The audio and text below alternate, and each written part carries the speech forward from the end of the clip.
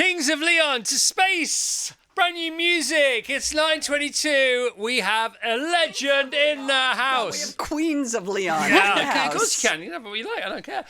Tails, over to you. Our next guest is a legendary BAFTA, Golden Globe and Oscar-winning actor who's been making... Pause for applause, and...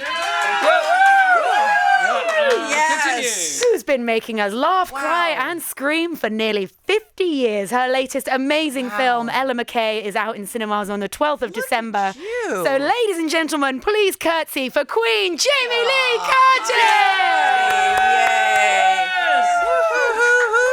It's actual Jamie Lee Curtis. Hello. You don't have fun, do you? No, we have zero fun. You don't like your job. It's like being in detention at school. It's terrible. It's just awful. Can't wait to get out. You know what? People wake up and they just hear you so low. Yeah, I know. What am I going to do? I'm in the wrong line of work. You know what? You're spectacular. Jamie, you're spectacular. Hi. This new film of yours is so good. Everybody's great in it, and it's great. Yeah, far out. Oh, jeez. And it's sweet. It might be my favourite film of the year.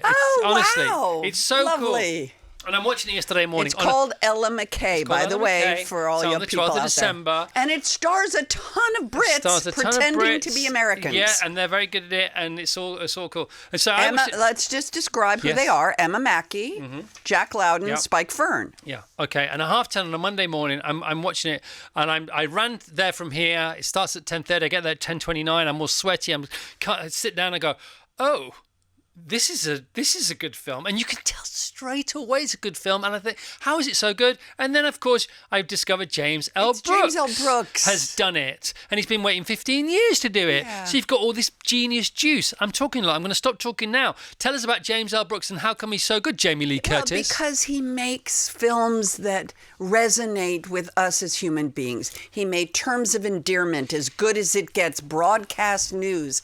These are movies that resonate with our consciousness because we're all trying to figure out how to live life and our families and our workplaces. And he distills it. You have to remember, everybody listening, James L. Brooks is the person responsible for The Simpsons. He's a visionary. Woody Harrelson, in an interview, who's also in the movie and very funny, he plays a douchebag, but he's, awful. There's a couple of douchebags. Well, there are a couple of douchebags, and he plays a philandering father, which is, not unheard of, I guess. And, the young woman, Ella McCay, who plays Ella McCay, the title character in the movie, she marries kind of a douchebag, Jack Loudon, who's fantastic as a baddie. But it's about the human experience. And I think personally, for those sci-fi people who love an AI world, I don't. I like a human world. I'm a human. I respond to humans. I just saw Ryan in the hall. He's a human. Yes. He's a beautiful human. He's filled with art and love and spirit and poetry and curiosity. And mistakes and vulnerability and fragility. And that's what makes Jim Brooks' movies so good. And so for me to be a part, I'm telling you, I'm 67 years old 3 days ago. I have been waiting my entire life for a letter from James L. Brooks to come to my house saying, will you be in a movie? Round of applause. What a great speech. Come on, that's all we need. Thank you, Jamie Lee Curtis. That's it, I'm done. Goodbye. I leave now? That was so good. We can't play any music? That was so good. No, you're not going anywhere. Can't we play music? No, don't you play music? Yeah, we play music, but then we got you. We don't. I know, but I love music. Well, then we'll play some. But by the way, you know what we have to play? Come on, tell us. Everybody Scream by Florence. Yeah. Because the whole movie, this young woman, Ella McCay, is sitting like we all are. She's sitting on a scream. She's sitting on a scream the same way we all are. We're all so close to the edge of losing it. It's amazing what a scream can do. And in that, yes. But Florence Welch's new song is called Everybody Scream. I know. There's a bridge in New York where you can go and scream. The Screaming Bridge. And, Munch had the famous painting of the Scream. So I feel like it's It's a theme. When there's that famous restaurant cafeteria scene in When Harry Met Sally, and when she has an orgasm, and that to and fro over the table, regardless of the actual sort of narrative, when you without spoiling anything, when you and your niece in this when you have a similar situation with the Scream, it's because I play her aunt. Yeah. I play her Aunt Helen, her biggest champion, and I see, like I do see many people, sitting on the rage, sitting on the frustration, and not being able to express it. Yeah. And so my whole job as an auntie is to go, come on, baby, you can do it. Let one go. You gotta let it out. And she has a go a couple of times. And if you remember in Shrek, remember when he has a little fart and he says, better out than in? And by the way, didn't Disney make $1 billion on a movie called Frozen where the song was something about... What's the name of the Disney song? Let It Go. Okay. Let It Go. Okay, well, Let It Go is the same as a big scream. Okay, well, listen to how we start our show every day, and maybe this is how we get ahead of the game. You ready for this? This is how we start our show every day.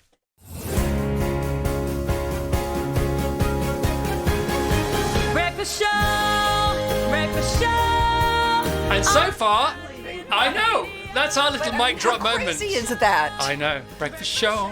I mean, Disney have never heard the start of the show clearly because they've never sued us. But anyway, don't you love your life? Yeah, Jamie, I love my life, and I love my life even more because you're in it again. You mentioned your birthday on Saturday. You're 67, and you own the whole 6-7 thing. Well, I mean, let me say this. That was so funny. Okay, let me just say this. Yes, Mommy does know a little bit about the current world. You know, we were talking about it the other last night. Mm-hmm.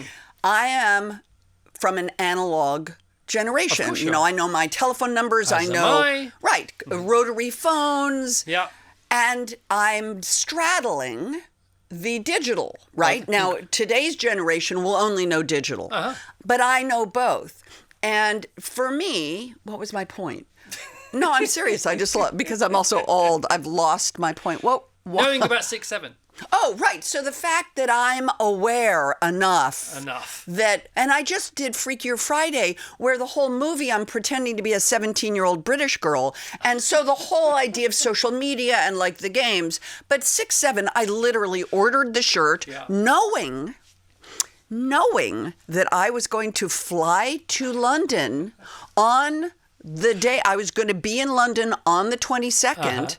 Which was my birthday. Yep. And so I knew I needed to do the 6-7 because how often do you get to be 6-7? Tell us about Freaky Friday. Tell us about the fact that 4 weeks into the film already being out, you're invited to another audience thing because it was still going great guns at the box office and everybody's dressing up and you said, well, I'll have a go at that then as well. Oh, you mean the dressing up as Tess? Yeah. Yes, they did a screening, dressed like Tess, but what happened?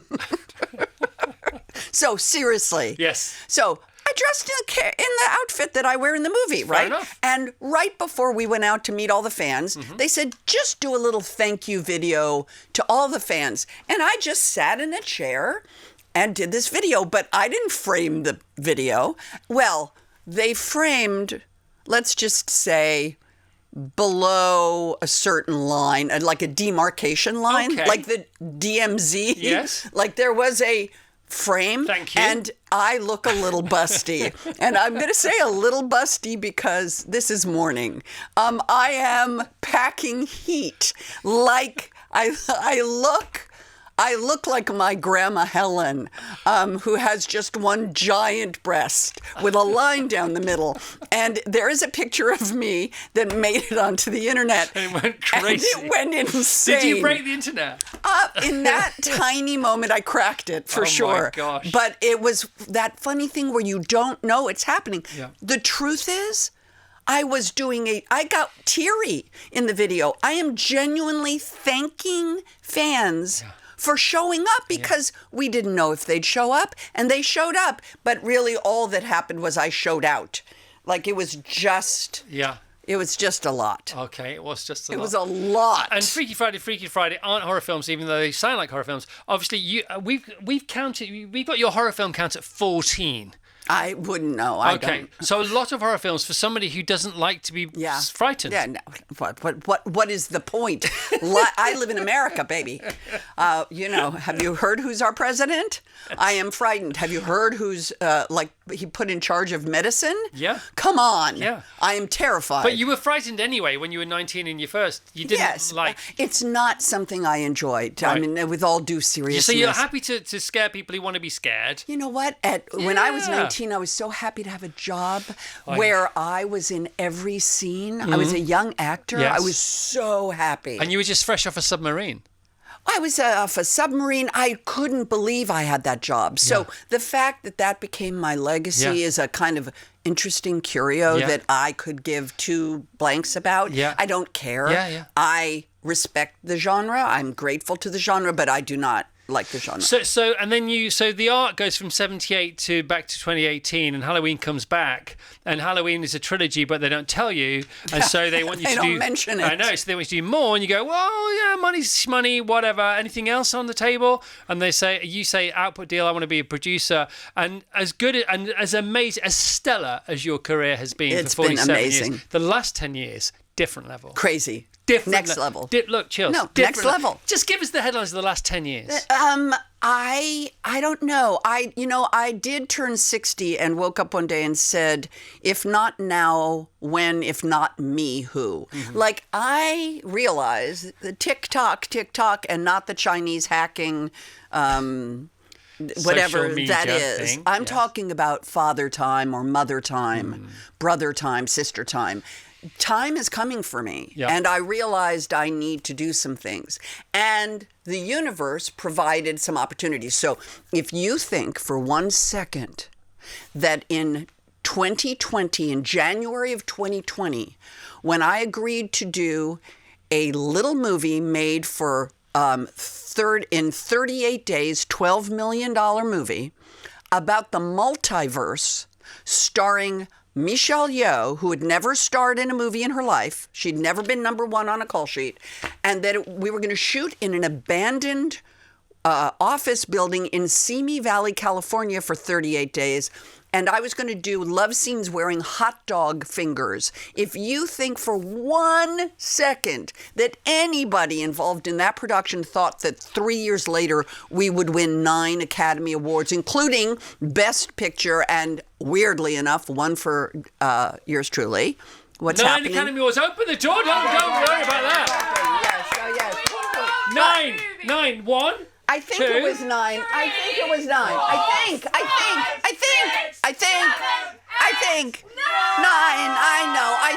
I think. It may have been 8. It may have been 7. I may have gotten that wrong. It may have been 8. I don't know. What was it? Maybe 7. It doesn't matter. What numbers are numbers? Definitely 1 because she's got it at home. Definitely the 1. I have 1. Do you know what? Tell Mine is at my house. It has a googly eye. I put a googly eye right in the center of its forehead, and I put a pin that somebody gave me that says they, them, and I put the pin on the base of the statue because I degendered Oscar as a trans mom. I degendered Oscar in honor of my daughter, Ruby. And if you think for 1 second that any of us thought that movie was going to go on and become everything, everywhere, all at once. And because of that, and then right after that, I did The Bear, and then right after that, I did... Pause. The Bear, everybody, that's The Bear. The Bear. But by the way, I was waiting my whole career. Yeah. To be able to play Donna Brazzato. Yeah. I've known Donna Brazzatos my whole life. Not my family. I'm talking about just people in my life. I've known Donnas. And so do you think, because you obviously, with the Halloween second and third movie deal, the reboot that is, you got the production deal. I got a production deal, which allowed me to become a producer. I did not produce The Bear. And then, by the way, a lot of people haven't seen The Last Bus. You got to watch The Last Bus. So The Lost Bus is a movie based on a true story about a bus driver and a school teacher who saved the lives of 22 school children during the worst wildfire in California history. It decimated the town of Paradise, California. It killed 85 people. And The movie is directed by Paul Greengrass, stars Matthew McConaughey and America Ferrara, and I produced it. You did produce it, and you worked hard getting it together. I did. And Greengrass, he phoned up McConaughey, and all this kind of I know, stuff it's happened. fantastic. And that got you on that bus. So Yeah. So you And now I'm also producing a TV series. I'll probably come here and be on your show again next year because I produced a TV series for Amazon called Scarpetta, Yep. which is based on Patricia Cornwell's 30 crime novels starring Nicole Kidman and me Yeah. as her sister, and I also produced the show. see look, how excited is everybody about that behind the glass? I tell them. I know. And okay, so let's just So put a pin in. those are the two things Yeah. that I have produced. So just put a pin in that for a second. I'm so putting where, a pin where in I'm it. getting to, so it's 2018, 2025, right? Yeah. So what's that? 7-8 years. Yeah. Right. And then you make the Everything Everywhere All at Once. Yeah. Basically in lockdown in this place, and nobody thinks anything of it, and then it well, wins. no, we weren't in lockdown yet. Weirdly enough, it was January 2020. Right. We finished the day lockdown So March began. 19, March 20. and then something like that. and then they waited 2 years Right. to release it, and then a full calendar Crazy. year later. So that's the movie business for you. That's crazy, Yeah. isn't it? Things take years and years to get made, and then they're good or they're bad or they're indifferent or whatever. And so then you win the Oscar, and then so 8 years ago it did change. It seems to have changed. Maybe I'm just joining the dots, sort of reverse engineering. Did this all give you a different energy and a different kind of confidence to be even better and be even braver and be fearless, bravery, whatever you want to call it, and go and then dive into the roles you have been smashing over the last couple of years? Smashing. Did you see The Last Showgirl Yes. with Pamela Yes, Anderson? yes, yes. See, there's a great example. Yes. That movie was made for $1.7 million in 17 days, and they sent me that. I was on my way to go shoot the Jim Brooks movie. Yeah. And they said, we'd like you to do this part. I said, who's playing Shelley? They said, Pamela Anderson. I said, yes, without reading it. Yeah. Because I knew she'd smash it. Yeah. And that little movie, so beautiful and so poignant. So do you feel different? Is there different energy inside you now? You know what it is? I have no time to waste. Right. I tick-tock, baby, tick-tock. I have no time to waste. I'm taking advantage of opportunities. I am more alive today. I'm 67 years old. I am more alive. I'm prettier. I'm stronger. I'm smarter. Yeah. I'm much more spiritually aware. I'm funnier. I'm softer. I'm tougher. I'm grayer. I'm wrinklier. And I'm happier than I've ever been in my life. Wow, so many speeches. These are great. But that's just No, the I truth. know. There's You're- not 1 second of that's some sort of BS lie. Arch, I'm not like trying to sell something No, I here get it. on your. You couldn't say it like you did say it if there was any kind of commentary in your head going but on. what would that be? What's the point? What am I trying to sell? There I'm isn't just a point. telling you the truth. You can be free. Freedom is the goal. So Ella McCay, back to Ella McCay, Yeah. the movie that's out on the 12th of December with all these people being great in this Fantastic. great movie. Yeah. It's one of these films, James L. Brooks films and other people like him, that is serious and funny. And when you're being at your most serious, you're making me laugh. I was laughing my head off. When you're getting really angry, you get angry justifiably. Your character gets properly angry justifiably for the sake of her niece. Yeah. And in the same moment, not a moment afterwards, you make me laugh and I know you're angry. How the heck do you do that? Well, that's James L. Brooks. It's got a bit of Jamie Lee Curtis well, about it's got it a as little, well. but I mean, he hired me. But I mean, it's really the miracle of James L. Brooks. It's all in the writing, honestly. The Bear, it's all in the writing. Yeah. Chris Storer came up with these people, Yeah. and we just inhabit them and say what he says. I don't change a word, not a second. Well, you don't change the word, but you say them, and you change the rhythm. You don't change the, you know don't change what? the words, but you. But I feel like the writing leads you, and believe me, I've done a lot of work that was not written well,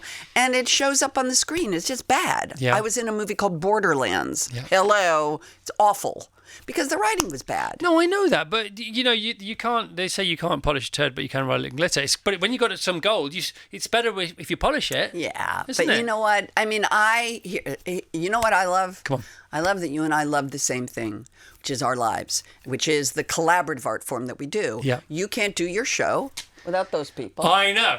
You know what I mean? And Yes. they can't do their job without you. I know. And you can't do your job without the people listening telling you they really appreciate and like what you do. So it is it's a community art form that you do. It's the same exact art form I do. There's a team of people that make the film. There are a team of people that create it.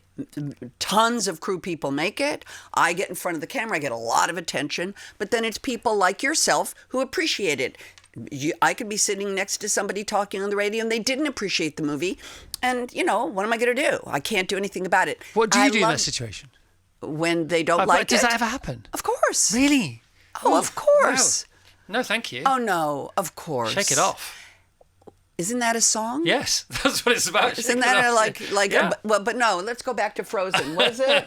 Let it go. Yeah, let it go. Right, better out than in. So one of the things you said recently on Mark Maron's lovely and now very subtly. I was one of the last. I think it was it was right at the end. Well, hang on a minute. You were one of the last, and then you sort of booked your husband onto even more one of the last shows, didn't you? I did. Well, no. We haven't even talked about your husband. No, he's doing all right for himself, isn't he? Yeah. Yeah. For people who don't know, give us your hubby's headlines. My husband's name is Christopher Guest. Yes. He is better known particularly in this country as Nigel Tufnell from Spinal Tap. They just released a new movie. I know. He's smart. He's funny. He's an accomplished musician. He's a whack accomplished brilliant musician. writer, Lampoon, blah, blah, blah. And got some really nice mates, Eugene and the Livy. truth of the matter is, I think Mark Maron liked having me, but at the end of it, he was sort of like, hey, do you think you could ask your husband if he'd come on and be one of my last guests? I think you were fourth last and your husband was second last. I'm telling you, he loved... let me just say this. Let me be clear. I am very clear that I know the rooms I walk into where people are like, yeah, you're nice and you're good and you're cute and you have a lot of energy and you mean well, but your husband's a G. If I hear the word G about my man, I hear the word G about him all the time. He's a bit of a G. Yeah, but you spotted the G early, didn't you? Because you saw him and you. I got the G There's spot, the man I'm going to marry. Daddy. You said the phrase. There's the man I'm going to marry. I literally saw his picture in a magazine. Who did you say it to? I said it to Deborah Hill, who wrote and produced Halloween. Yeah. It was Rolling Stone magazine. I was sitting on a couch. Cyndi Lauper was on the cover with her little skirt twisted in 1984, Girls I Just Wanna believe Have April. Fun. Yeah.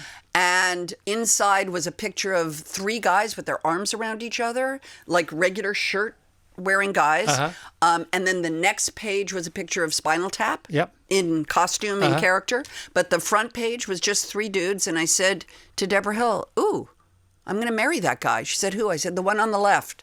I'm going to marry him. Yep. And she said, he's with your agent. I called the agent, left my number. He never called me. And then I dated somebody else for about a month or two. Broke up with that person. The night I broke up with them, I went to a restaurant, sat down. Chris was sitting 2 tables away. He kind of looked at me and put his hand up like, hi, like you called me, but he didn't come over and talk to me. I put my hand up like, hi, I called you like I'm an idiot. And then he got up to leave and he shrugged his shoulders and he went like this. Shrugged his shoulders saying bye. Didn't come and talk to me. I shrugged my shoulders, said bye. He left. He called me the next day. That was June 28th. We went out July 2nd. We got married December 18th, 41 years ago in 3 weeks. But, congratulations. Yeah. He's a G. Yeah. But I didn't even know he was He's a your G. G. I know, but I didn't even know it because, you see, I hadn't seen the movie. All I'd seen was a picture of this guy. You're not a power couple. You're a something else couple. Because I heard that interview with him, and he's very like you. He's like the male version of you, and you're like the female version of him. You have the same humor. You repeat the same things at the same time. You're serious when you're serious. You're funny when you're funny. Yeah. We're what we call a syzygy. Our company is called Syzygy Industries. Nice. A syzygy is a pair of opposites. Right. And we are opposites, my husband and I. You just gave me a wing. That's so funny. I'm You gave me a bit of a Judi Dench there. If you don't. By the way, you and Judi Dench, that's the couple I want to see on screen together. You and me both, Daddy. Yeah. Thelma and Louise, right? For Thelma and Louise, see auntie and niece in this film. There's a very Thelma and Louise vibe between you and your niece in this film. Oh, yeah, I was trying to figure out where you were going. You were like Thelma and Louise, but they drive off a cliff. Yeah, but they get it. But it's before they drive off a cliff. Yes. And it's very like that. And then I heard about you and Nicole next year as sisters. Thought, oh, here we go again. Yeah. Can you just give us a bit more of that about Nicole on the show? Yeah, on Scarpetta. Yeah, also about Ellen as well. About Ella. Ella as well, and that vibe between you two, just So- the double acts in the film that carry the whole film. Yeah, so I met Ella McCay. I met Emma Mackey at Jim Brooks' house the first day, and I just fell in love with her. Right. You know, that's my job, right? I Did love you feel this. protective? Did you feel? I continue to feel protective, but I feel protective of most young people I work with. I work with Lindsay Lohan. Yeah. I've known Lindsay for 15 years before we made this other movie. Yeah. I stayed in contact with her all that time. I take a lot of pride in wanting to stay connected to people I love. I ran into Ryan in the hall here, and it was like I saw my long lost brother. And this is a guy I've met twice because I feel protective. And you feel a connection. I feel a connection. Yeah. And I've, just so you know, Nicole Kidman, how I met Nicole Kidman, it's unbelievable. I was at the Oscars in the year of 2021 when it was during COVID, and I was presenting the Betty White in memoriam tribute to Betty White, who had died. And I carried a little rescue puppy on TV with me, and John Travolta ended up rescuing the dog, and now it's John's dog in Florida. Anyway, and I'm sitting at my table, and it was during COVID, nobody was in the theater, and I'm sitting there, and my friend Heidi Schaefer said, Jamie, somebody standing behind you wants to talk to you. And I turn around like this, and Nicole Kidman is standing behind my chair, and she says to me, I've never met her, and she says to me, I watch you. I'm watching you. I see what you do, and I see what you say, and I like it, and I want you to keep doing it. And I was gobsmacked. I was just like, and she was nominated that year for the Ricardos movie. And I remember I looked up at her, and I just was like, okay, and you're really good too, Nicole Kidman.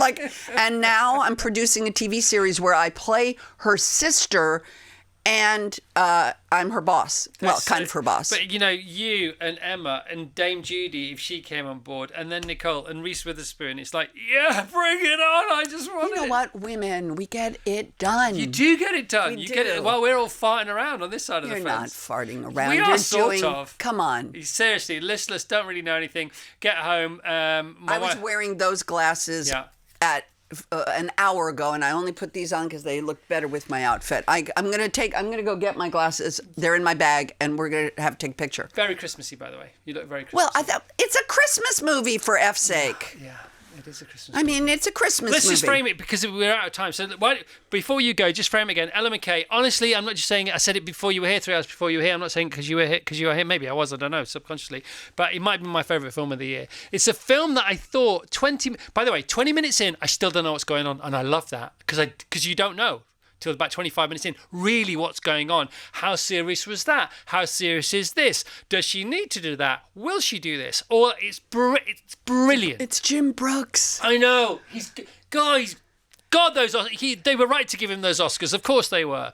And then half an hour, when I did have a sort of an idea what was going on, because I'm so stupid, because I think about these things all the time. Dude, I you're thought, not this is a stupid. future classic that people are going to be watching again and again forever. It's going to be one of those films that people just watch forever. Like Thelma and Louise, like all those great movies. God Like Erin bless you. Brockovich or all those. Aren't you lovely? Yeah, but it's You're true. a lovely person. But it's true. I It's appreciate true. that. Thank you for... Mean what you say what you mean, don't say it mean. Duty. Oh, what? I think we must know the same people. Are we done? We're done. God We're bless done. you all. Happy holidays, everybody. Happy Stay holidays. safe. And, Happy. you know. Can you just say that again? That's so beautiful. Because we don't say that over here. What? Happy holidays? We don't say happy holidays? Not like you. Not like Jamie. To all of my friends here in the UK and in surrounding areas who are And the listening. multiverse. In the multiverse of the universe. Happy holidays. Stay safe. Make love. Hold hands. Be nice. Say what you mean what you say. Just don't say it mean. Thank you. Ella McCay is in cinemas Friday, December the 12th. And we have just been officially Jamie Lee Curtis.